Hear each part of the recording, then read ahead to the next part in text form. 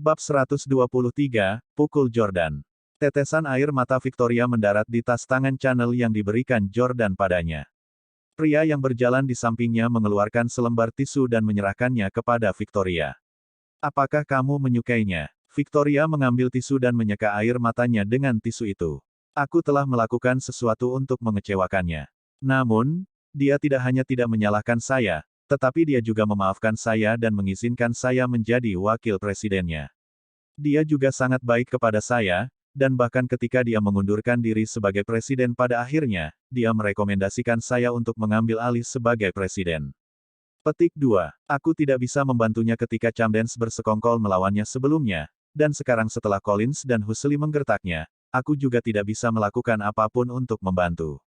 Petik 2. Jika bukan karena kemurahan hatinya, saya sudah lama kehilangan peran saya sebagai presiden. Dia yang memberiku semua yang kumiliki sekarang. Tidak, aku harus pergi dan membantunya. Petik 2. Saat Victoria melanjutkan, dia menjadi lebih gelisah karena dia merasa bahwa Jordan adalah pria terbaik yang pernah dia temui. Sebelumnya, pihak Camdens meminta tamunya untuk memboikot Jordan, dan mereka yang ambil bagian di dalamnya, seperti Zack, Tyler, Ryan, dan lainnya, semuanya bangkrut. Victoria adalah satu-satunya yang tetap tidak terluka dan bahkan dipromosikan menjadi presiden. Jordan mungkin tidak menyadari bahwa dia membawa obor untuknya, dan bahkan jika dia tidak menjalin hubungan dengannya, dia bisa tidur dengannya seperti yang dicoba pria lain. Namun, Jordan tidak melakukan itu. Dia telah memperlakukan Victoria dengan hormat. Dia tidak mengambil kebebasan dengannya atau mengambil keuntungan darinya dengan menyalahgunakan otoritasnya sebagai atasannya. Menurut Victoria, pria seperti dia langka karena dia telah bertemu terlalu banyak pria menjijikkan yang ingin tidur dengannya. Victoria hendak menekan tombol lift dengan tangannya yang ramping untuk keluar, tetapi pria di sampingnya menahan pergelangan tangannya untuk menghentikannya. Victoria, jangan impulsif. Tidak mudah bagi Anda untuk sampai ke tempat Anda saat ini. Pikirkan saja betapa banyak kesulitan yang telah Anda lalui di masa lalu. Jangan menyerahkan semua yang Anda miliki demi seorang pria. Petik 2. Pria itu berhasil menghentikan Victoria, tetapi itu membuat Victoria semakin merasa bersalah. Di restoran Lembah Bunga, siapa sebenarnya pria ini? Sepatah kata darinya sudah cukup untuk membuat presiden cantik itu pergi. Petik 2. Dia tampaknya memiliki kekuatan yang cukup untuk menyerang perusahaan lain di lingkaran bisnis. Dia mungkin pewaris generasi kedua yang kaya. Dia pasti pewaris generasi kedua yang kaya.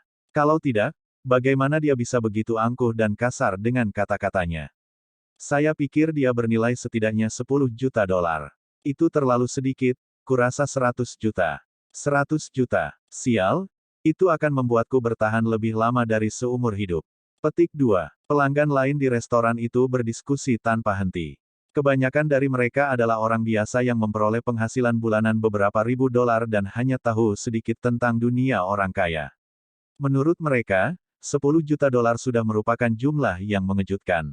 Mereka bahkan tidak berani membayangkan memiliki begitu banyak uang karena bagi mereka itu tampak sedikit tidak nyata. Namun, untuk keluarga seperti Steles dan Huxley, 10 juta dolar adalah jumlah yang sedikit yang dapat mereka bayar dengan mudah. Setelah Victoria pergi, Chaiden berjalan menuju Jordan dengan puas dan berkata, "Jordan Stele, apakah kamu tahu siapa aku?" Petik 2. Tentu saja, Jordan tahu siapa binatang ini. Dia adalah bajingan yang telah melecehkan istrinya, Hailey. Jordan mengingat foto yang Elle tunjukkan padanya tempo hari, di mana Chaiden memegang Hailey dengan sangat erat. Hailey mengenakan rok pendek hari itu, jadi Chaiden sudah mengambil kebebasan dengan menyentuh pahanya. Pada saat ini, Jordan benar-benar ingin melumpuhkan tangan kanan Chaiden. Namun, Jordan tahu dia tidak bisa melakukan itu. Impulsif adalah iblis. Menempatkan diri di penjara karena momen kemarahan bukanlah pilihan bijak yang akan dibuat oleh orang yang rasional. Sebelum Jordan bisa mengatakan apa-apa, Tyler berjalan ke arahnya dengan angkuh. Jordan Stele, buka matamu lebar-lebar dan lihat dirimu dengan jelas. Ini sepupuku, Putra Huxley. Anda telah menjadi presiden S Corporation untuk sementara waktu, jadi Anda harus tahu betapa mengesankannya keluarga kami, ya. Petik 2. Chaiden berkata, Jordan Stele, saya tidak tahu siapa Anda pada awalnya, dan tidak perlu bagi saya untuk menggertak Anda menjadi bangkrut. Namun, kamu sebenarnya mengatakan bahwa kamu suka bermain-main dengan wanita dari keluarga Husli. Tidakkah menurutmu aku harus memukulmu? Jordan memelototi Tyler dan kemudian berkata, aku tidak pernah mengatakan itu. Tampaknya Tyler telah menambahkan bahan bakar ke api dan menjelek-jelekkan Jordan dengan memasukkan beberapa detail palsu hanya untuk membalasnya setelah tiba di New York. Dia melakukan itu demi membuat marah keluarga Husli agar mereka turun tangan. Dengan hati nurani yang bersalah, Tyler menunjuk Jordan dan menyalak, kamu jelas mengatakan itu. Aku mendengarnya dengan telingaku sendiri. Jordan Stelle, kau pengecut. Anda punya nyali untuk mengatakan hal seperti itu, tetapi Anda tidak berani mengakuinya. Hah? Apakah kamu terlalu takut untuk mengakuinya karena kamu bukan lagi presiden perusahaan dan telah tidak diakui oleh keluargamu? Kamu tahu bahwa kamu tidak lagi cocok untuk Caiden. Anda pengecut karena Anda tidak berani memprovokasi keluarga Husli. Sebut dirimu laki-laki. Jordan memelototi Tyler dengan marah dan menyalak, terlepas dari apakah saya presiden perusahaan atau orang yang tidak punya uang, saya tidak akan pernah menyangkal hal-hal yang telah saya katakan sebelumnya. Petik 2. Caiden juga tidak bodoh, dan dia tahu bahwa Tyler mungkin mengada-ada. Namun, sekarang Tyler berada di pihaknya, dia tentu tidak akan menyalahkan Tyler untuk itu. Caiden berkata, oke, bahkan jika kamu tidak mengatakan bahwa bibiku, Rosie Husli, telah menghabiskan malam di vilamu dan tidur denganmu, bukan? Kamu hanya seorang pangmuda berusia 20-an, dan kamu berani melakukan hal yang tidak sopan seperti tidur dengan bibiku. Tidakkah kamu pikir kamu pantas mati? Petik 2. Jordan berkata dengan dingin, bibimu memang menginap di tempatku selama 1 malam, tapi aku tidak tidur dengannya, dan aku juga bukan orang yang membuatnya tinggal.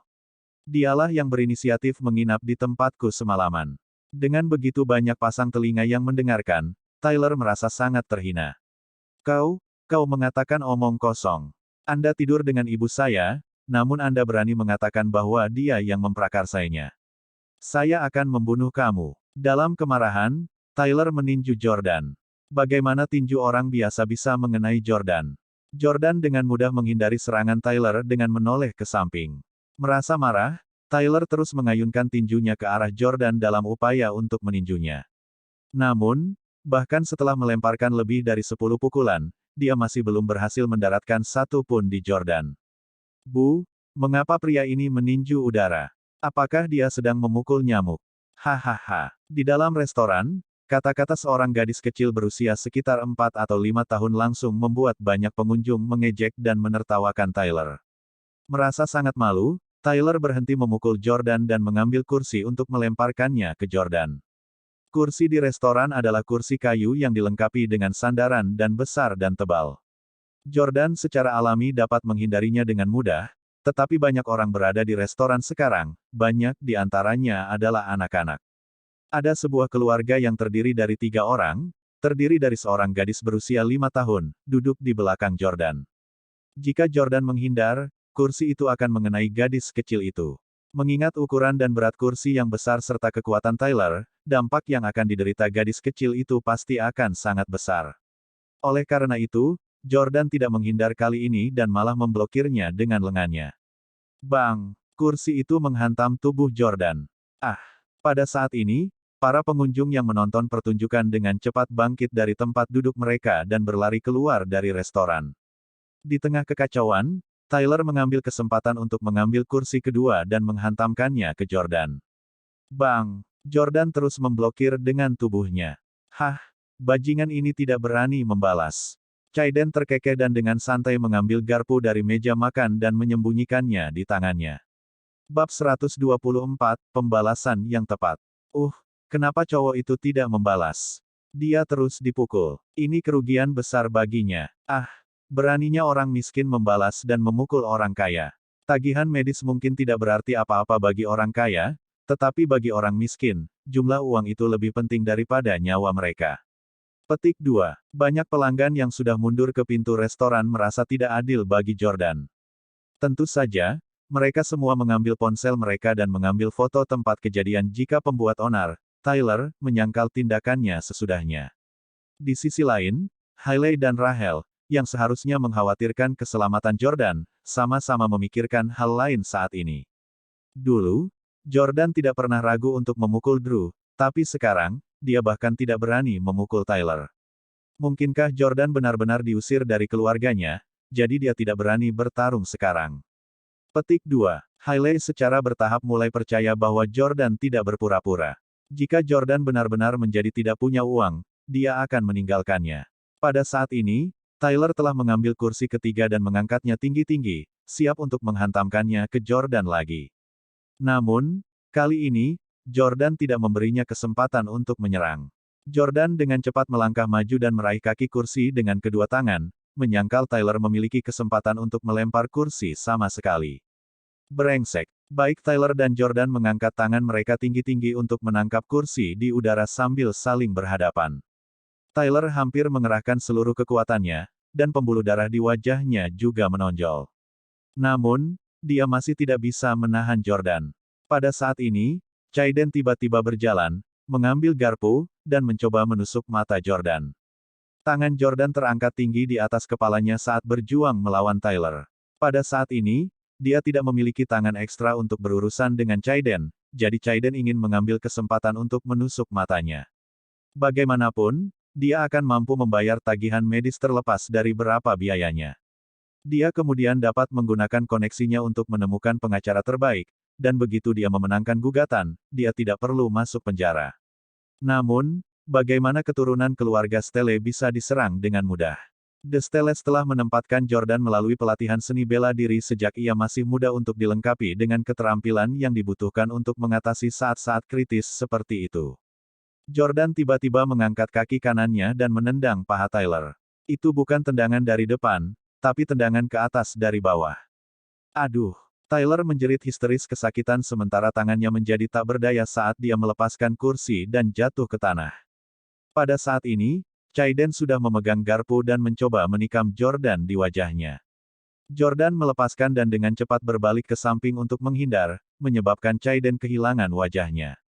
Setelah itu, Jordan meraih tangan kanan Chaiden dan menggenggam dua jarinya dengan erat.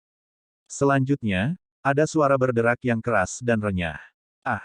Jeritan Chaiden bahkan lebih melengking dan menyedihkan daripada Tyler, dan dia langsung berlutut di depan Jordan.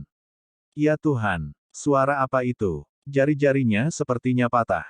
Petik 2. Ya, mereka rusak. Jari-jari pewaris generasi kedua yang kaya itu mungkin lumpuh. Semua orang ngeri setelah mendengar suara renyah tadi. Memang, serangan Jordan ke Chaiden sangat kejam. Itu bahkan lebih brutal daripada serangan Tyler. Pada dasarnya, mereka yang jarinya dipatahkan oleh Jordan sedemikian rupa tidak akan pernah bisa pulih sepenuhnya. Chaiden bisa melupakan menggunakan dua jari itu lagi selama sisa hidupnya. Berbicara secara logis, Tyler pernah tidur dengan Hailey sebelumnya, tetapi Chaiden hanya pernah memeluknya. Jordan seharusnya membalas Tyler dengan cara yang lebih kejam dibandingkan dengan Chaiden. Namun, dia lebih brutal terhadap Chaiden daripada Tyler. Itu karena Tyler akan dikebiri oleh Salvatore cepat atau lambat, dan Jordan tidak perlu melakukannya sendiri. Dia hanya perlu menendang Tyler. Selain itu, meskipun Hailey telah tidur dengan Tyler, dia tidak pernah benar-benar menyukainya sebelumnya. Tyler hanya mendapat keuntungan karena Jordan tidak punya uang saat itu. Lain halnya dengan kasus Chaiden. Ketika Jordan masih menjadi presiden S Corporation, Hailey tetap melakukan pertemuan rahasia dengannya, menunjukkan bahwa Hailey menyukainya. Jordan secara alami memendam permusuhan yang lebih besar terhadap Chaiden. Hailey telah berselingkuh secara fisik dan emosional dengan Tyler dan Chaiden, masing-masing, tetapi Jordan lebih suka yang pertama. Sayangnya, Hailey yang tak tahu malu telah melakukan keduanya. Pada saat ini, Hailey menutupi wajahnya dengan ngeri. Dia hanya melihat Jordan memukul mereka berdua, tetapi dia tidak menyadari bahwa bagian-bagian di mana Jordan memukul Tyler dan Chaiden semuanya terkait dengannya. Rachel berkata sambil tersenyum, haha, Jordan benar-benar berani memukul mereka. Itu hanya berarti dia tidak takut akan masalah, dan pengusirannya mungkin palsu. Petik 2. Tyler dan Chaiden sama-sama terbaring di tanah dan menjerit kesakitan saat ini, sama sekali tidak mampu melawan. Hailey buru-buru datang dan menarik Jordan, Hubi, berhenti memukul mereka. Petik 2. Dia takut Jordan mungkin berakhir membunuh atau melumpuhkan Chaiden dan Tyler dan akhirnya harus menghabiskan sisa hidupnya di penjara. Jika itu terjadi, Hailey tidak akan memiliki orang lain untuk dinikahi sesudahnya. Kekhawatiran seperti itu perlu karena insiden ini memang terjadi dalam kehidupan nyata. Ada kejadian di mana perkelahian antara saingan cinta berakhir dengan satu mati dan yang lain di penjara. Dia telah menyaksikan sendiri peristiwa seperti itu 2 tahun lalu di Orlando. Ada sebuah kejadian di mana seorang pria membunuh pria lain di jalan, namun belakangan terungkap bahwa korban pembunuhan tersebut berselingkuh dengan istri pria tersebut. Lucunya, sang istri menangis tak henti-hentinya saat tiba di lokasi kejadian. Ketika si pembunuh dibawa pergi oleh polisi, dia secara mengejutkan sangat tenang dan bahkan berkata kepada istrinya yang selingkuh, "Sayang, jaga anak-anak kita dengan baik." Petik 2. Di internet, banyak orang mengungkapkan rasa kasihan mereka kepada pria itu. Mereka merasa kasihan padanya karena harus menghabiskan sisa hidupnya di penjara karena seorang wanita yang tidak tahu malu. Di sisi lain, wanita yang berselingkuh dibiarkan lolos tanpa konsekuensi dan bahkan bisa terus mencari pria baru. Setelah Hailey berjalan mendekat, Jordan berhenti memukul Chaiden. Suasana hatinya sekarang mirip dengan pria yang telah membunuh kekasih istrinya. Dia marah. Namun, dia tidak bodoh dan tidak akan merusak masa depannya untuk wanita seperti Hailey. Bahkan jika Jordan adalah putra keluarga Stelle, membunuh seseorang di depan umum akan menyebabkan dia diasingkan dari negara itu, dan dia harus tetap bersembunyi di luar negeri untuk menghindari hukum. Panggil polisi. Hubungi polisi segera. Saya ingin menempatkan dia di balik jeruji besi. Chaiden berteriak kesakitan. Tyler memaksa dirinya untuk menahan rasa sakit sambil mengeluarkan ponselnya untuk memanggil polisi. Tak lama kemudian, polisi datang, dan ketiganya ditangkap. Karena Chaiden dan Tyler terluka, mereka tidak langsung dibawa ke rumah sakit melainkan dibawa ke rumah sakit. Setelah beberapa jam interogasi, polisi membebaskan Jordan pada pukul 6 malam. Banyak pelanggan restoran telah merekam video pertengkaran itu, dan Jordan jelas memukul mereka untuk membela diri. Jika Jordan terus menyerang setelah mereka berdua dirobohkan, itu akan menjadi serangan yang disengaja. Menurut instruksi kakeknya, Jordan mempelajari hukum dan peraturan berbagai negara dan sangat akrab dengan sistem peradilan. Dia juga tahu sejauh mana dia bisa memukul seseorang tanpa mendapat masalah dengan hukum sesudahnya. Jordan berjalan keluar untuk melihat Hailey, Rachel, dan Victoria berada di kantor polisi. Jordan tersenyum dan mengangguk pada Victoria. Kepala yang menginterogasinya barusan agak sopan padanya. Jordan tahu bahwa Victoria pasti menggunakan